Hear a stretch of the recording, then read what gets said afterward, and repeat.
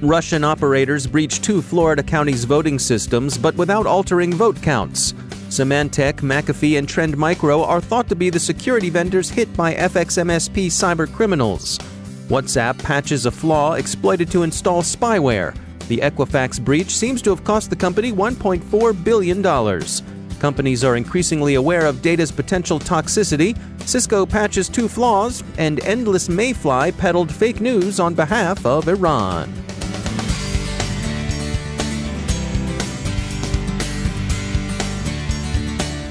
Now a moment to tell you about our sponsor, Observit. The greatest threat to businesses today isn't the outsider trying to get in. It's the people you trust, the ones who already have the keys. Your employees, contractors, and privileged users. According to a recent CA Technologies research report, 53% of organizations confirmed insider attacks within the last 12 months. Can you afford to ignore this real and growing threat? With Observit, you don't have to. See, most security tools only analyze computer, network, or system data. But to stop insider threats, you need to track a combination of user and data activity. Observit combats insider threats by enabling your security team to detect risky activity, investigate in minutes, effectively respond, and stop data loss. Want to see it in action for yourself? Try Observit free, no installation required, at observit.com/cyberwire. That's observit.com/cyberwire. And we thank Observit for sponsoring our show.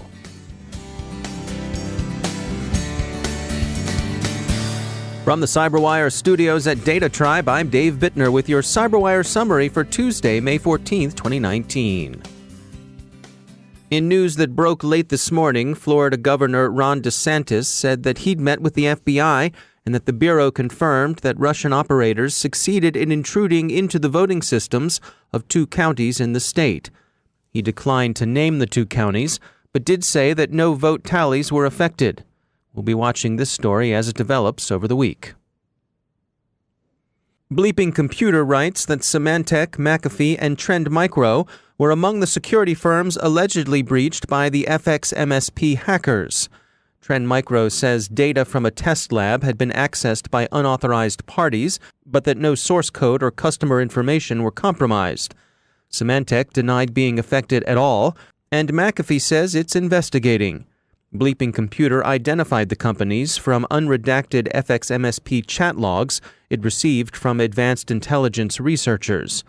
There's no word yet about a rumored 4th victim, nor is there any further confirmation of whether the breach is as serious a matter as some hold it to be. WhatsApp has patched a vulnerability that permitted remote installation of NSO Group's Pegasus intercept tool. It's unknown how many phones were affected.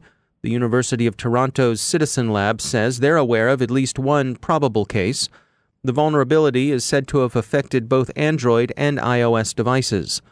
NSO Group said it would not have been involved in such activity and that it's investigating.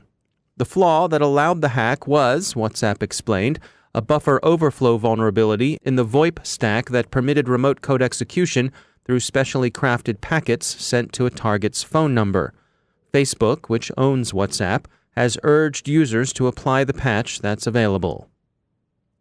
What's the cost of a breach?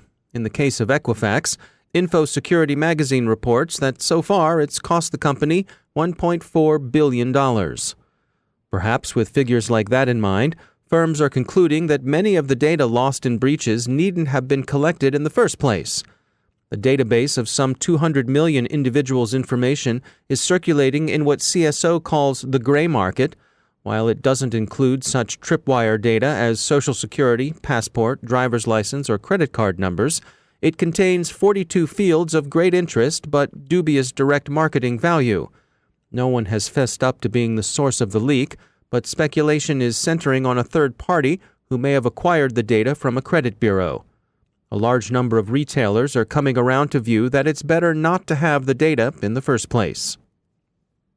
The workforce shortage facing the cybersecurity industry means it's more important than ever to spark an interest among kids in STEM. There's an organization not far from our studios here in Maryland that aims to do just that. The CyberWire's Tamika Smith has the story. Sounds of robots are common in the underground workshop nestled below an office building in Maryland. It's the headquarters for a nonprofit called Hackground. Now, any of the kids want to talk? I mean, it's your robot. Of course, please. Doing the talk.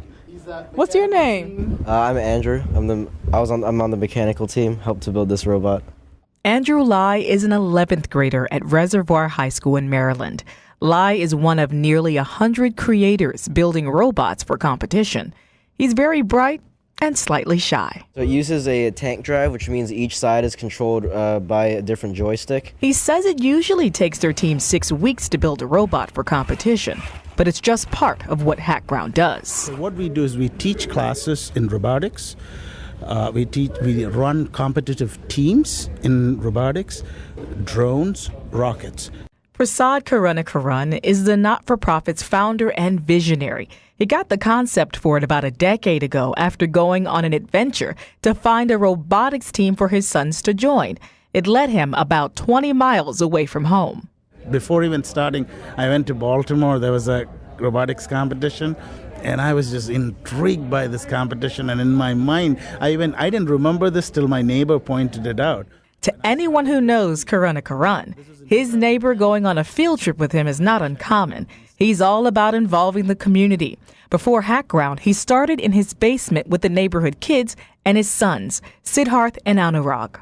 Inevitably, kids grow up, and that presented a new challenge. So I created 2 teams. So the second team was for my middle schooler. So I kind of played a little game, went to the middle school and said, hey, PTA, can we start a robotics team here? I just wanted 4 kids to fill up my middle school kids team. I had 25 kids show up. By 2014, he officially created Hackground. It's grown to be a STEM home of sorts for more than 100 students of all ages. A sign, Karunakaran says, that there's a growing interest in science, technology, engineering, and math among today's youth. The bad guys and the tools that the bad guys use are more sophisticated, so the threats are expanding, they're increasing, and there's an increasing need. This growth is exactly what Taylor Aberdeen writes about for Synopsys, a software company. His focus is on cybersecurity and privacy, and says there'll be more positions than people with the skills to fill them. The United States job shortage is an estimated 300,000 jobs. In other words, unemployment is below 0, which is kind of interesting. And worldwide, that figure is in the millions. One of the estimates I saw said that 2 years from now, the worldwide job shortage of skills will be 3.5 million. The projected deficit is driving states like Maryland and Michigan and companies like Capital One Bank and Booz Allen to dedicate funding to STEM initiatives, creating a fertile space for this expanding field. It's even a cause President Trump is making more prominent. He created the Cybersecurity and Infrastructure Security Agency Act in 2018. The men and women of the new Cybersecurity and Infrastructure Security Agency will be on the front lines. He goes on to outline how this new department will impact Homeland Security. They will partner with the private sector and all levels of government to defend America's power grids, banks, telecommunications, and other critical parts of our economy. But Ron Therian, a semi-retired computer engineer for General Electric, doesn't need a push from the president to start helping. But in the end, you actually competed very well. He spent the last decade of his life mentoring students in the Washington, D.C. area. I mean, I had a girl that wanted to go to school for music. And she came in and we moved her around doing different things, and she's going to school right now to be an electrical engineer. And she thanked me for sending her down that path. This summer, one of the program's students will be graduating into a new mentor role of his own. He's a robotics creator showing interest in many areas. And I want to just throw a plug in for Mario. You know what this is? This is a Google Home. Mario made it here. It's a homemade Google Home. It's a homemade Google Home. You made this, Mario? Yeah. Does this actually work, Mario? Yeah. It does. Mario Moray started learning with Karunakaran when it was a small community gathering in a basement. He was about 12 then. Now he's 16 and feels ready to teach an emerging field of STEM, ethical hacking. So this summer I'm going to be running an ethical hacking camp. So I want to get kids introduced to the hacking world, and because Hackground was built on the term that hacking isn't something that's supposed to be bad. It's supposed to be something that's educational and good. Although there's a projected shortfall in the number of people like him going into the field, there is no lack of grassroots efforts by communities and state governments preparing current generations for the rapidly changing field of technology. For the CyberWire, I'm Tamika Smith. Tamika Smith is the newest member of our CyberWire team. You'll be hearing a lot more from her in the coming weeks. We're excited to have her on board, and we hope you'll join us in welcoming her. Cisco is patching vulnerabilities discovered and reported by researchers at Red Balloon Security. One of them, called ThrangryCat, affects the Trust Anchor module, which is a proprietary hardware security chip Cisco has used in its equipment since 2013. The vulnerability allows attackers with root access to install backdoors in Cisco devices. By itself, ThrangryCat isn't much of a problem since it does, after all, require root access. Unfortunately, another vulnerability, a remote execution flaw without a cute name, it's known only as CVE 2019-1862, can be chained with ThrangryCat to provide the access necessary to install those backdoors. Cisco products are, of course, in use worldwide, so while there are no reports of exploitation in the wild yet, it's a matter of some concern. Cisco issued fixes for both vulnerabilities yesterday. The University of Toronto's Citizen Lab has attributed a multi-year, multilingual influence operation to Iran. The lab offers its attribution with what it calls moderate confidence. The narratives being pushed were unsurprising. They are directed against the United States, the great Satan, Israel, the lesser Satan, and Saudi Arabia, the throbbing heart of what is Sunni heresy, at least from an Iranian Shiite point of view. Citizen Lab called the campaign Endless Mayfly, and therein lies a tale. The mayfly is, of course, a member of an order of primitive insect whose adults have a proverbially short lifespan, as low as 5 minutes in some species, and in any case too short for the adult imago to even enjoy a decent meal, so a day or so tops. So too with the stories pushed by Endless Mayfly. They swarmed, hit the internet, and then were gone, like their insect namesake. Those of you who are connoisseurs of the lower-end supermarket checkout line tabloids will recognize the telltale short lifespan of the preposterously bogus news story, while Woody Woodpecker's sad last days or Minnie Mouse's amazing diet tips might have some traction and what journalists used to call legs. The more amazing stories tend to rise to become screamer headlines, but then sink without a trace, winding up probably somewhere below the Snickers bars and the astrological pamphlets.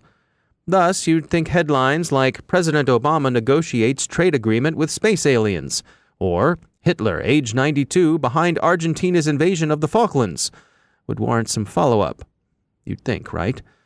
By the way, our supermarket checkout line desk assures us that they saw exactly those headlines in the wild back in the day. But no, you never hear of them again. Next week, they're on to something else. And that's how it was with Endless Mayfly. Their stories were less entertaining, to be sure, than intergalactic trade agreements or the secret history of late 20th century South Atlantic conflict, but they were equally implausible and equally short-lived. They also gained little apparent traction and not much amplification on social media. So, scoff if you wish, but do note that Tehran's cyber operators learned quickly and got better fast.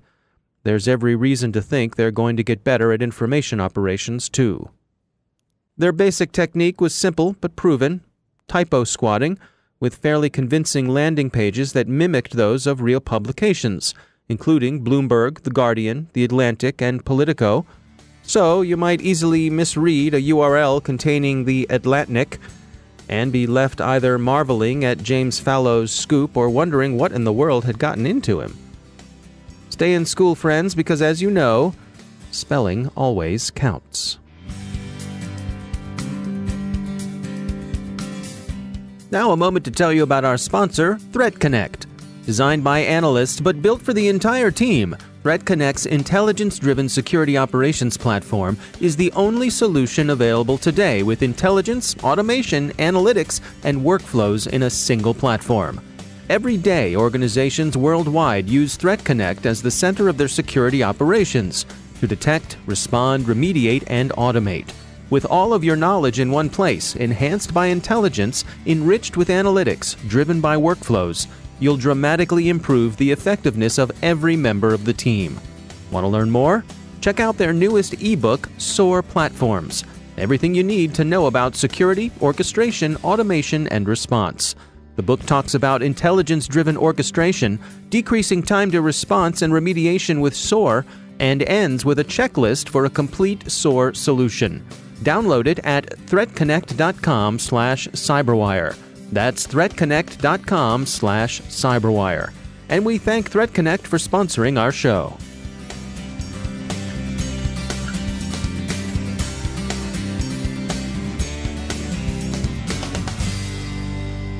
And joining me once again is Daniel Prince. He's a senior lecturer in cybersecurity at Lancaster University. Daniel, it's great to have you back. We wanted to talk today about asymmetric information in attacker-defender dynamics. There's a lot to unpack there. What do you have to share with us today? Well, thanks for having me back on. So this came from working with one of my behavioral economics colleagues here at the university, and generally having conversations around this idea from economics of asymmetric information, and what that does to markets and different parties and how they behave, and then reflecting on what happens in cybersecurity, and particularly with sort of a cyber risk management hat on or a defender hat on. Oftentimes, as a defender, we obviously know a large proportion of our network. We can start to think about how we would attack it, but we have a significant amount of information about that network. If you have the total map of the network, you can plot the best and most logical route. But for attackers, they typically incrementally build up a picture over time of the network that you have and the systems that you have. So they start out with much less information. That results in potentially attack pathways and ways they attack the network, which seem illogical to the defender, but very logical to the attacker, because they have incomplete and impartial information. The result of that is just thinking about actually how do we use that to our advantage as a defender. Yeah, it's interesting. I'm reminded of that old parable about the group of blind men trying to describe an elephant by feel, and each of them approaches a different part of the creature, and so they have a different description because each of them has an incomplete part of the whole. Yeah, and that's I think that's the sort of the heart of the problem. And one of the key things that we need to do as defenders is to think about how we can use this to our advantage in terms of designing the responses, but also be aware of that, because what we think to be the most likely attack pathway will bias to defending against that pathway. But we've got to remember that as an attacker, they may not ever see that pathway. In your analogy, they may not ever see the trunk. So if they only see 4 legs, then they're only going to develop an attack strategy which will deal with 4 legs. But if the most prominent thing that we think about is the trunk, we're only going to ever defend the trunk. And it seems very simplistic when you kind of go through it. But actually, I think a lot of people, when they're developing defense strategies or defense technologies or defense systems, because they have that complete picture, that biases them to develop the defenses in certain ways, which perhaps may not ever be triggered because the attacker might not see the whole of the network. How important is it to get a fresh set of eyes on your network, to get an outsider, perhaps a third party, to take a look at it without that insider information?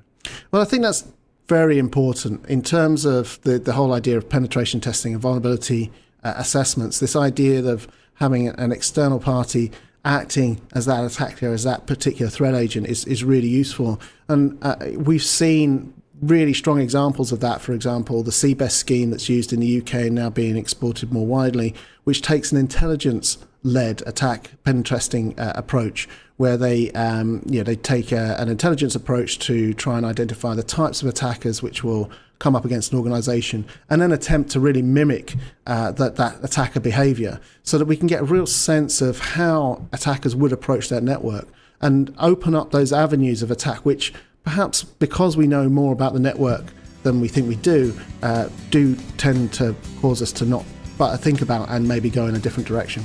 All right, Daniel Prince, thanks for joining us.